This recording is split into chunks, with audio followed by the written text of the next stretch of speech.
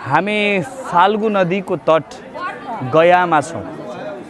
यो पवित्र तीर्थस्थल जहाँ समस्त पितृहरू आएर नित्य निवास गर्नुहुन्छ। यस्तो पावन तीर्थस्थलमा हामी आएर पूज्य महाराजजीको सान्निध्यमा यो पावन सत्सङ्गमा सहभागी हुन पाउनु गौरवको विषय बनिरहेको छ। आज सारा विश्वभरिको सनातनीहरू हामी जो वैदिक सनातन धर्ममा विश्वास राख्छौँ, जसले पितृलाई देवताका रूपमा हामीले मान्दछौँ, उहाँहरू सबैको ध्यान गयामा पुग्दछ। किनकि एकपटक गया पुगेर पितृहरूको नाम स्मृति गर्नु, पितृहरूलाई सम्झनु, पितृहरूले हाम्रो जीवन बनाउन, जीवन दिनका निम्ति गरेको उहाँहरूको सङ्घर्ष, तपस्या, साधनालाई यहाँ आएर स्मृति गर्न पाउने यो पवित्र पावन धाम हो।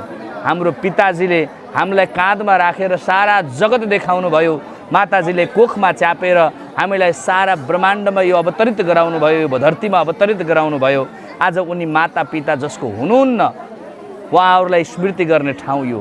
हजुरबुबा हजुरआमालाई स्मृति गर्ने ठाउँ यो। यो पवित्र पितृतीर्थमा आएर पूज्य महाराजजीको सत्सङ्कल्पमा यो सुन्दर सौभाग्य पितृहरूलाई स्मृति गर्ने हामीलाई मिलिरहेको छ। यसमा सगौरव हामीले महाराजज्यूलाई नमन व्यक्त गर्नुपर्दछ। र विशेष त यो पवित्र पावन तीर्थस्थलमा आइरहँदा हेर्नु, दुई प्रकारका हाम्रा जीवन बनाउने हाम्रा भाग्य विधाताहरू छन्। एउटा जिउँदा भगवान, एउटा भगवानको धाम गइसक्नुभएका हाम्रा भगवान स्वरूप हाम्रा पितृहरू। र उनै पितृहरूको स्मृति गर्ने एउटा परम सौभाग्य मिलेको छ। हाम्रो जीवन बनाउन सारा जीवन सङ्घर्ष गरेर यत्रो साम्राज्य खडा गरिदिएर छोडेर जानुभयो। क्या केही लिनुभयो? केही लिनु भएन। सारा चिज यही छोडेर जानुभयो। उनी पितृका नाममा हामीले गर्ने कर्ममा कन्जुसाइ गर्ने होइन, मन खुम्च्याउने होइन। जति सकिन्छ मजाले मन खोलेर गया क्षेत्रमा पितृहरूलाई स्मृति गर्नुहोस् र त्यहाँ हाम्रो हेर्नुहोस् त, बडा सुन्दर भावसहित पितृकर्म गरिरहनु भएको छ।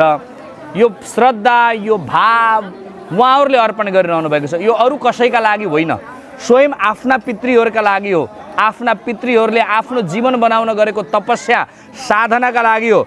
र यही सन्दर्भमा हामी यो पवित्र पावन तीर्थस्थलमा अगाडि बढिरहेका छौँ। र